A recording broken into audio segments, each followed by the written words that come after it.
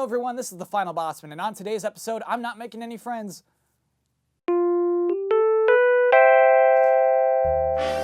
Welcome to the show, I am Kyle Bosman, and this week there's too much to talk about. The Xbox One comes out this week, the PlayStation 4 came out last week, Nintendo's 2 best games come out on Thursday, I met a girl at the deli, there's too much to talk about. So what I want to do are the power rankings for video games. Power rankings are a thing you've probably seen on other sites, like Entertainment Weekly will do like TV show power rankings, and ESPN will do NFL team power rankings, GameTrailers.com will do the G-Decks. And it's all silly nonsense, it all makes no sense, but it's still, I think, a fun thing to do. So today I'm doing my Final Bosman Power Rankings for week 47 of the 2013 season. Let's go! First, I should state that the Power Rankings are for entertainment purposes only. They should not be taken seriously, but they are also 100% accurate and obvious fact.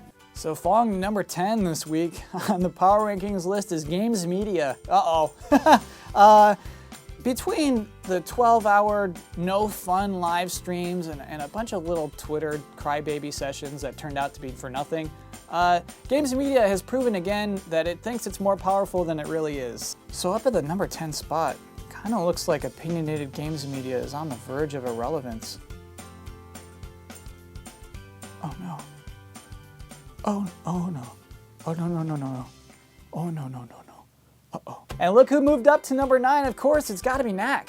So Knack had a pretty good week, had very yucky reviews, but Games Media made a space for him, so there he is, number 9. Congrats to Knack.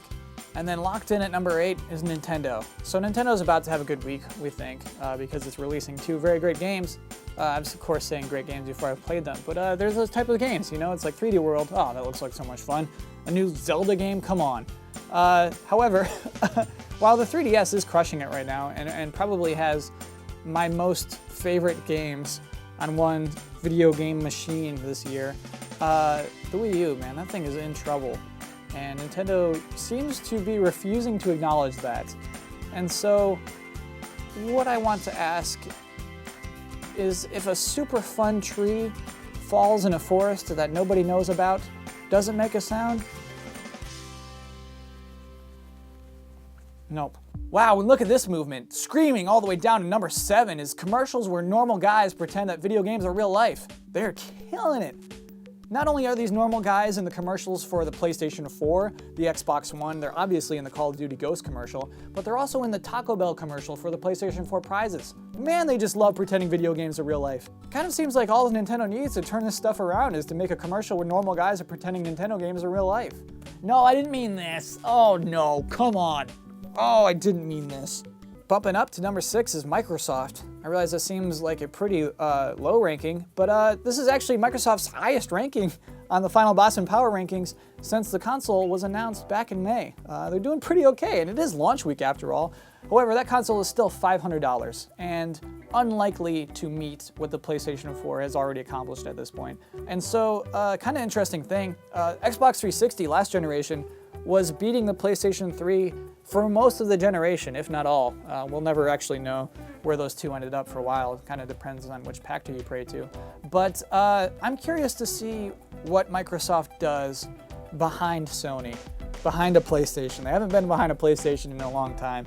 I'm curious to see what happens out of that, because when Microsoft was behind the Wii, they said, oh, well, let's make avatars and Kinect. Let's do what they're doing. So like, what is Microsoft, who's behind the PS4, gonna do? What are they gonna copy? The price? Copy the price, do that. Take the Kinect out of your box, stop that. All right, let's see where else there's movement. Oh, here we are, number 4. PCs have moved down to number 4. Yeah, just a rough week for PCs. They weren't on your local news. Didn't have a lot of negative product reviews on Amazon about hardware failure. Weren't on Jimmy Fallon. So just kind of, you know, kind of an invisible week for PCs. You'll get them next week, PCs.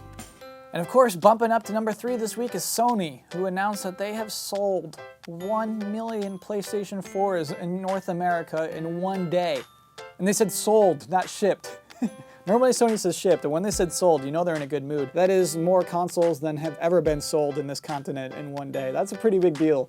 That is crazy, actually, because not only does that mean that Sony sold 1 million PlayStation 4s, but it also means that 1 million people were interested in this kind of thing, which of course encourages me. I'm very happy that a thing like this could be a success, and so congrats to Sony, but also congrats to number 2, people. Human beings, good job human beings. Not only did you buy a bunch of PlayStation 4s, but people are ranked so high this week on the power rankings because Twitch and Ustream have sort of empowered the normal human being, the regular person, because these consoles can stream games now. And I probably undervalued this feature when it was first announced for next-gen consoles. I made fun of it on my dumb show. Post a Ustream, me playing Knack. And now that the PS4 is out and I've seen it working, I understand it a lot better, and I think it's great. Streaming your gameplay isn't about becoming an internet celebrity. It's not like everyone who's streaming wants to be famous on the internet. It's more just willing to show it to whoever cares to watch. And also, what happens now that there are streaming capabilities in every single box for every single game?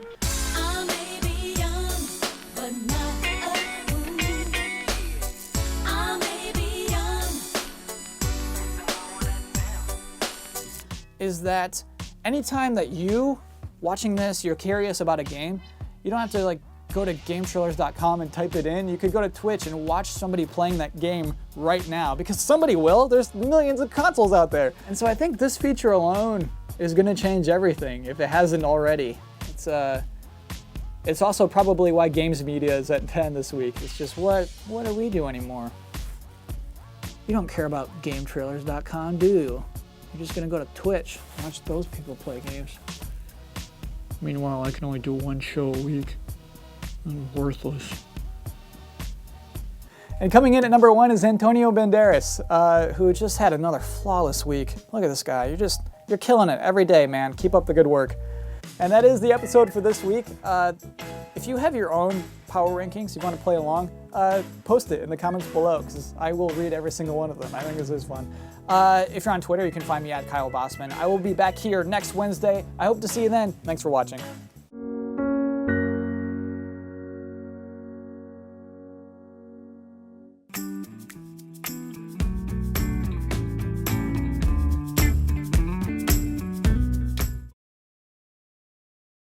All right, now that we got that out of the way, it's time for Knack Talk.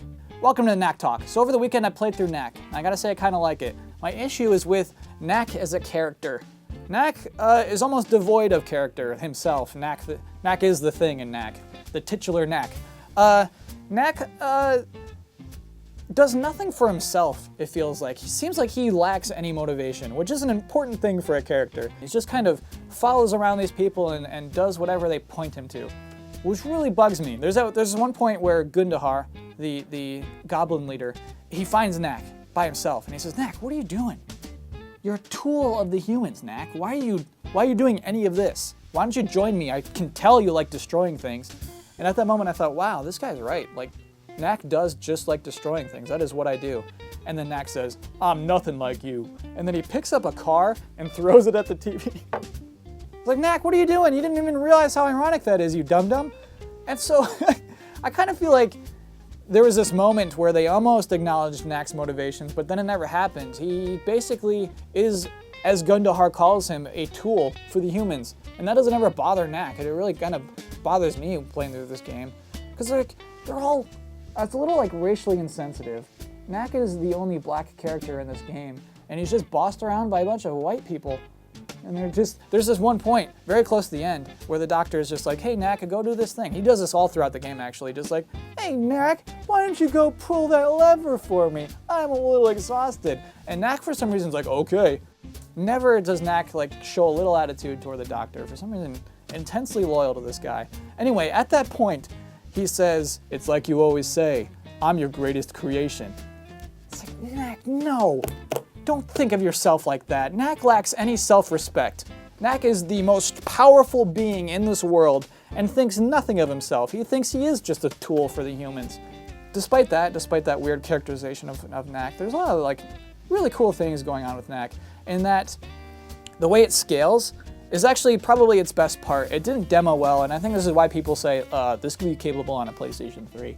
Because I actually don't think it could. When you play a level all the way through, you see a little baby Knack turn into a giant Knack, but all gradually. It is actually very gradual, in that once you like pick up some pieces, like those little pieces get added to Knack, and he becomes a little bit bigger. He gets a little more details every time, like, oh, I got a couple more hair spikes. That's a really neat thing. And so you can sort of have a respect for the size of each level, and the enemies kind of stay the same size. You know, you'll run into bigger ones, but those guys who were a tough matchup when you're a little Knack become really easy to take down when you're a larger Knack. So in the end, there's actually a lot to like about Knack. It's a fully realized and thought out world. At times it's like one of the most beautiful games I've ever seen. Like, there's just beautiful rocks, great lava. And it just has a certain sincerity that you don't find in a lot of games today. 3.6.